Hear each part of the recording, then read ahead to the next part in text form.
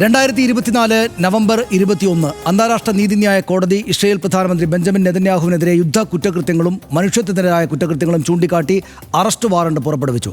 ഗാസയ്ക്കെതിരായ ആസൂത്രിത യുദ്ധനീക്കങ്ങളുടെയും ഗാസൻ ജനതയെ പട്ടിണിക്കിട്ടതിൻ്റെയും ഉത്തരവാദിത്തം ചൂണ്ടിക്കാട്ടിയായിരുന്നു നടപടി. അങ്ങനെയെങ്കിൽ അന്താരാഷ്ട്ര നിയമങ്ങൾ പാലിക്കേണ്ടുന്ന ലോകരാജ്യങ്ങൾ ചെയ്യേണ്ടത് നെതന്യാഹു എന്ന നേതാവിനെ അകറ്റി നിർത്തുക എന്നതായിരുന്നു. അപ്പോഴാണ് അമേരിക്കൻ പ്രസിഡന്റ് ഡൊണാൾഡ് ട്രംപ് 24 മണിക്കൂറിനിടെ 2 തവണ നെതന്യാഹുവുമായി കൂടിക്കാഴ്ച നടത്തിയത്. ആദ്യം കാണാം RDX റാപ്പ്. ഗസ വെടിനിർത്തൽ കരാർ ചർച്ച ചെയ്യുന്നതിനായി 24 മണിക്കൂറിനിടെ US പ്രസിഡന്റ് ഡൊണാൾഡ് ട്രംപുമായി രണ്ടാമതും കൂടിക്കാഴ്ച നടത്തി ഇസ്രായേൽ പ്രധാനമന്ത്രി ബെഞ്ചമിൻ നെതന്യാഹു. വെടിനിർത്തൽ കരാറിലെ അഭിപ്രായ ഭിന്നതകൾ പരിഹരിക്കാനാണ് കൂടിക്കാഴ്ചയെന്നാണ് അമേരിക്കയുടെ പക്ഷം. തിങ്കളാഴ്ചയാണ് ട്രംപ് നെതന്യാഹു കൂടിക്കാഴ്ച ആദ്യം നടന്നത്. വൈറ്റ് ഹൌസിൽ അത്താഴ വിരുന്നൊരുക്കി സംഘടിപ്പിച്ച കൂടിക്കാഴ്ചയിൽ മണിക്കൂറുകളോളം ഇരു നേതാക്കളും സംസാരിച്ചു. ഗസ പ്രശ്നം പരിഹരിക്കാൻ ആഗ്രഹിക്കുന്നുവെന്ന് ഇരു നേതാക്കളും വ്യക്തമാക്കിയെങ്കിലും അതിന്റെ വ്യവസ്ഥകൾ പരസ്യമാക്കിയില്ല. സ്വതന്ത്ര പലസ്തീൻ രാഷ്ട്രമെന്ന ആശയം അംഗീകരിക്കില്ലെന്ന് നെതന്യാഹു വ്യക്തമാക്കിയിട്ടുമുണ്ട്. ചൊവ്വാഴ്ച വൈകിട്ടായിരുന്നു ഷെഡ്യൂൾ ചെയ്യാത്ത കൂടിക്കാഴ്ച. 1 മണിക്കൂറിലധികം ഇരു നേതാക്കളും സംസാരിച്ചെങ്കിലും വിശദാംശങ്ങൾ മാധ്യമങ്ങളോട് പങ്കുവച്ചില്ല.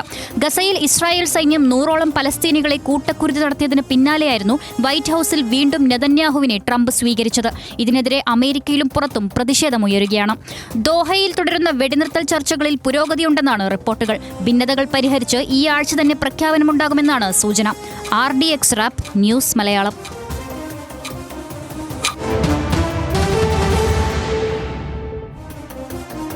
വേഗത്തിൽ പരിശോധിക്കാം മറ്റ് വിവരങ്ങൾ. സ്വതന്ത്ര പലസ്തീൻ അനുവദിക്കില്ല എന്നാണ് ഇസ്രായേലിന് ഭീഷണിയാകും, അതുകൊണ്ട് അനുവദിക്കില്ല എന്ന ഭീഷണി ആവർത്തിക്കുകയാണ് നെതന്യാഹു.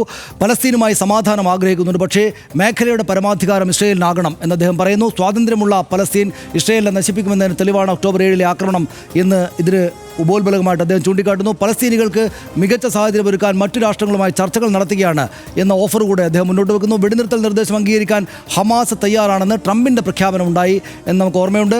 പ്രശ്നപരിഹാരത്തിന് ദ്വിരാഷ്ട്ര സ്ഥാപനം സാധ്യമോ എന്നറിയില്ലെന്നും ട്രംപ് ആ ഘട്ടത്തിൽ പറയുകയുണ്ടായി. നെതന്യാഹുവിന് US പറക്കാൻ എയർ സ്പേസ് നൽകിയ രാജ്യങ്ങൾക്ക് രൂക്ഷ വിമർശനം UN പ്രതിനിധി നടത്തി. അന്താരാഷ്ട്ര നിയമലംഘനമെന്ന് UN പലസ്തീൻ മനുഷ്യാവകാശ പ്രതിനിധി ഫ്രാൻസിസ്ക ആൽമനീസ് ആണ് അതിശക്തമായിട്ട് വിമർശനം ഉന്നയിച്ചത്. ഇറ്റലി, ഫ്രാൻസ്, ഗ്രീസ് തുടങ്ങിയ രാജ്യങ്ങൾ ഇക്കാര്യത്തിൽ ലോകത്തോട് വിശദീകരിക്കണം എന്ന് അദ്ദേഹം ആവശ്യപ്പെട്ടു. അന്താരാഷ്ട്ര നീതിന്യായ കോടതിയുടെ റോം ചട്ടത്തിൽ ഒപ്പുവെച്ചവരാണ് ഈ 3 രാജ്യങ്ങളും എന്ന് അദ്ദേഹം ഓർമ്മിപ്പിച്ചു.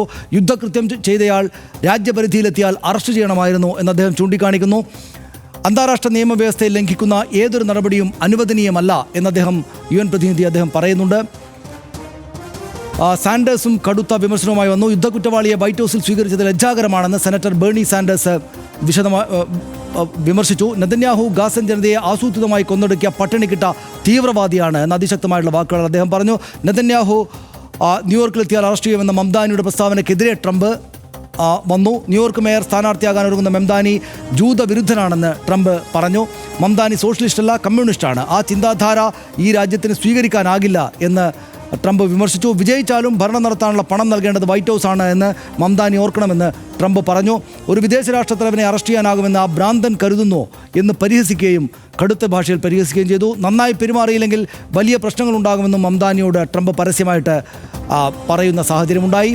വൈറ്റ് ഹൗസിന് മുന്നിൽ പ്രതിഷേധമുണ്ട്, പക്ഷേ നെതന്യാഹുവിനെ അറസ്റ്റ് ചെയ്യുക ബാനറുകളുമായി ആക്ടിവിസ്റ്റുകൾ പ്രതിഷേധം നടത്തി വൈറ്റ് ഹൗസിന് മുന്നിൽ.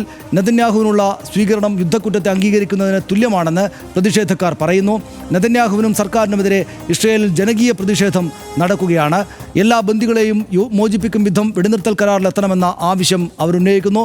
യുദ്ധം അവസാനിപ്പിക്കണം, ബാക്കിയുള്ള 50 ബന്ദികളെയും മോചിപ്പിക്കണം എന്ന് അവർ ആവശ്യപ്പെടുന്നു. ബന്ദികളുടെ കുടുംബാംഗങ്ങൾക്കൊപ്പം ഹോസ്റ്റേജ് സ്ക്വയർ റാലിയിൽ നിരവധി പേർ ഇസ്രായേലിൽ എത്തി എന്ന് നമ്മൾ കാണുന്നു. ഇതിനിടയ്ക്ക് ട്രംപിന് നൊബേൽ നൽകണമെന്ന ആവശ്യവും ഈ ഇസ്രായേൽ നെതന്യാഹു മുന്നോട്ട് വെച്ചു, നാമനിർദ്ദേശം ചെയ്തു.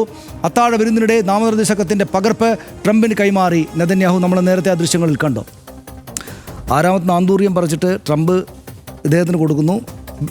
നെതന്യാഹു പക്ഷേ ഇദ്ദേഹത്തിന് നൊബേൽ സമ്മാനം കൊടുക്കണമെന്ന് പറഞ്ഞിട്ട് ഒരു കത്തെഴുതിയത് അങ്ങോട്ടും കൈമാറുന്നു. ഇവർ രണ്ടുപേരും ആ കുട്ടിച്ചോറാക്കാണ് കാര്യങ്ങൾ. അതെ, എനിക്ക് തോന്നുന്നത് കേരളത്തിലും ഒക്കെ ആണെങ്കിലും ഇന്ത്യയിൽ തന്നെ ഇവ കടുത്ത ഈ സയനിസ്റ്റ് ആരാധകരുള്ള ഒരു പ്രദേശമാണല്ലോ ഇവിടെ. അതുപോലെ തന്നെ അമേരിക്കയിൽ അവരുടെ നേതാവ് തന്നെയാണ് ഇപ്പോഴും ട്രംപ് എന്നാണ് എനിക്ക് തോന്നുന്നത്. കാരണം ട്രംപ് ജൂതവിരുദ്ധനായാണ് ഒറ്റയടിക്ക് ഈ മംദാനിയെ പ്രസ്താവിക്കുന്നത്. പക്ഷേ ഇപ്പോൾ നമ്മൾ നോക്കേണ്ട കാര്യം, ഈ വൈറ്റ് ഹൗസിന് വെളിയിലടക്കം വലിയ പ്രതിഷേധങ്ങൾ നടക്കുന്നുണ്ട്. അതിൽ ജൂതർ പങ്കെടുക്കുന്നുണ്ട്. ഇനി ഈ മംദാനിക്ക് ഒപ്പം വലിയൊരു ജൂതരുടെ തന്നെ വലിയൊരു സംഘം മംദാനിക്കൊപ്പം പിന്തുണയുമായി രംഗത്തുണ്ട്. അതിനേക്കാളൊക്കെ ശ്രദ്ധിക്കേണ്ട ഒരു കാര്യം എന്താണ് ഇസ്രയേലിൽ നടക്കുന്നത് എന്നത് കൂടിയാണ്.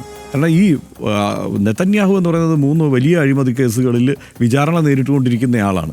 ആ വിചാരണ എങ്ങനെയെങ്കിലും നീട്ടിക്കൊണ്ടു പോകണം, സർക്കാരിൽ അദ്ദേഹത്തിന് തുടരണം. അടുത്ത തെരഞ്ഞെടുപ്പ് നീട്ടിക്കൊണ്ടു പോകാൻ ഒരു പക്ഷേ അദ്ദേഹം ആലോചിക്കുന്നുണ്ടാവാം. തെരഞ്ഞെടുപ്പുണ്ടായാൽ അതിൽ വിജയിക്കണം. എന്തിനാണ് വലിയ ദേശസ്നേഹവും രാജ്യസുരക്ഷയും ഒക്കെ പറഞ്ഞിട്ട് എങ്ങനെയെങ്കിലും ജയിക്കാനുള്ള പണി നോക്കണം.